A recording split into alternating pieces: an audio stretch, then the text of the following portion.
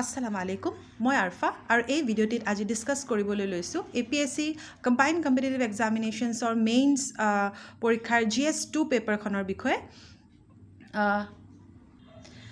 যিসকল এছপিৰেণ্টছে মানে APSC civil services এক্সামিনেশ্যনছৰ এছপিৰেণ্টছে 2024 এক্সামৰ target কৰি পঢ়ি আছে বা যিসকল লোকে APSC চিভিল ছাৰ্ভিচেছ এক্সামিনেশ্যনছ বা UPSC পৰীক্ষাৰ বাবে তৈয়াৰী আৰম্ভ কৰিছে তেওঁলোকৰ বাবে এই ভিডিঅ'টি উপযোগী হ'ব বুলি মই আশা কৰিলোঁ ইয়াতে মই আপোনালোকক GS পেপাৰ 2ৰ চিলেবাছৰ কিছু পইণ্টছ আৰু সদ্যহতে কণ্ডাক্ট কৰা APSCৰ লাষ্ট যিখন মেইনছ পেপাৰ GS2ৰ সেই পেপাৰখনৰ কুৱেশ্যনখিনি অকণমান ইয়াতে চমুকৈ চাই দিম আৰু চিলেবাছত মেনশ্যন কৰা টপিকবিলাকৰ যদি আপোনালোকে অকণমান আভাস পাই থয় তেতিয়া ভেলু এডিশ্যন কৰি যাওঁতে আনচাৰ ৰাইটিং কৰোঁতে আপোনালোকৰ সুবিধা হ'ব বুলি আশা কৰিলোঁ মানে ধৰি লওক যেতিয়া নিউজ পেপাৰ আৰ্টিকল পঢ়ে তেতিয়া কোনখন GS পেপাৰৰ লগত আপোনাৰ টপিকটো মেটচ কৰিব আৰু সেইটো আপোনাৰ নোটছত এড অন কৰি যাওঁতে আপোনাৰ সুবিধা হ'ব তাৰ কাৰণে প্ৰিভিয়াছ ইয়াৰ কুৱেশ্যন পেপাৰ আৰু চিলেবাছখনৰ অকণমান আইডিয়া থকাটো ভাল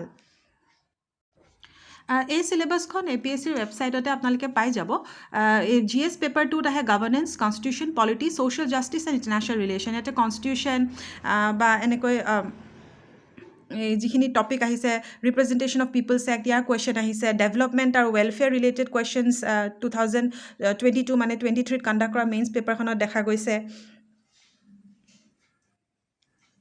আহকচোন কুৱেশ্যনখিনি চাই লওঁ এতিয়া Question 1 সুধিছে What do you mean by the basic structure of the Constitution of India? Discuss the different views around it in the light of the recommendations of the National Commission to review the working of the Constitution.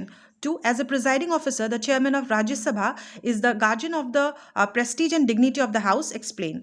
How does the Election Commission of India carry out the delimitation of constituencies for state legislative assemblies as per the Representation of the People's Act 1951? Next, discuss how the Securities and Exchange Board of India safeguards the interests of the investors.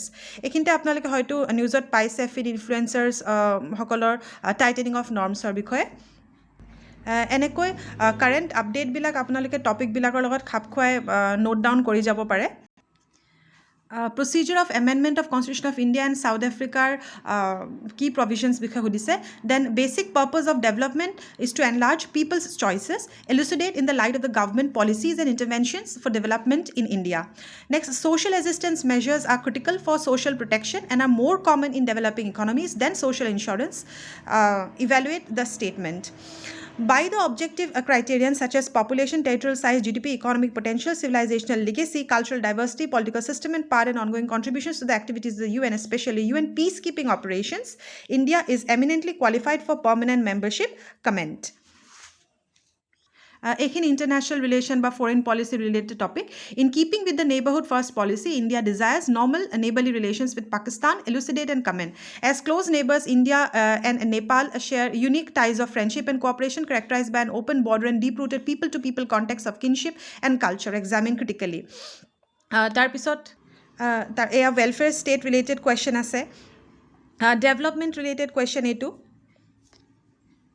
এই পেপাৰখনৰ আপোনালোকে APSC ৱেবছাইটত পাই যাব next CDRI বিষয়ে সুধিছে এইটো sustainable development গ'লৰ লগত ইয়াৰ it can be related then critically assess the role of Mann Ki Baat program of Prime Minister Narendra Modi in educating, guiding and motivating fellow Indians to work for social change and national development. Then a new century is not going to be new at all if we offer only charity, that palliative to satisfy the conscience and keep the same old system of haves and have-nots quietly contended. Discuss with a suitable illustration. Next, to social justice related rights of person with disabilities act or topic or question right to privacy Germany or India বিষয়ে সুধিছে critically assess the use of article 249